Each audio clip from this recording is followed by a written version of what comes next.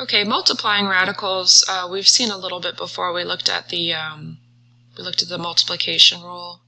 So if you have the square root of two things, you can break it up as separate square roots, or you can put them back together. So we've seen that a little bit. The multiplying radicals comes from exponent rules.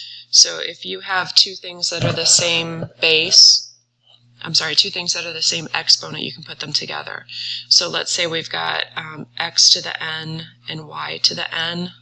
We can put that together as xy to the n.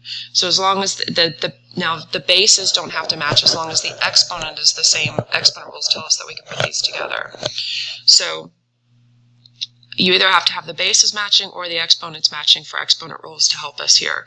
So for this one, we're looking where the exponents match, and remember that radicals are an exponent, they're a rational exponent. So that's why the multiplication rule works, is because they have the same exponent, so we can put them together and we can break them apart. So as long as the index matches, as long as you've got the same type of root, square root or cube root or fourth root, you can combine radicals and you can break them apart. So for example, let's say that we've got square root of 3 times square root of 12. Okay, they're the same square root, so we can multiply them together as square root of 36. And then anytime you multiply radicals, you always want to check to see if they will simplify, because sometimes when you put them together, they're going to simplify more than what you had at the start. And we know that the square root of 36 is equal to 6. Okay, we could also have square root of 5 times square root of 10. We can multiply those together. They're both square roots. We get square root of 50. And then we look to see if we can simplify. We know that we can simplify this as 25 and 2.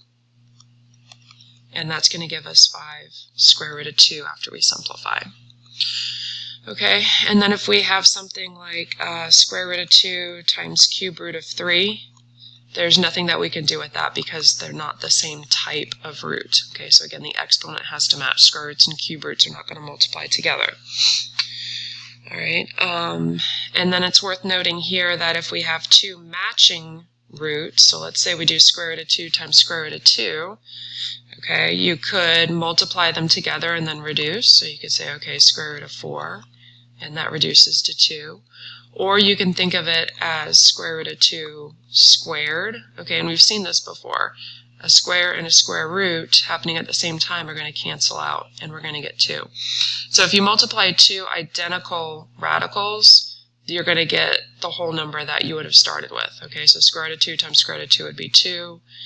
Square root of x times square root of x would just be x, and so on. Okay, so just remember that they have to have the same index, the same root, and then you can multiply and then check for ways to simplify.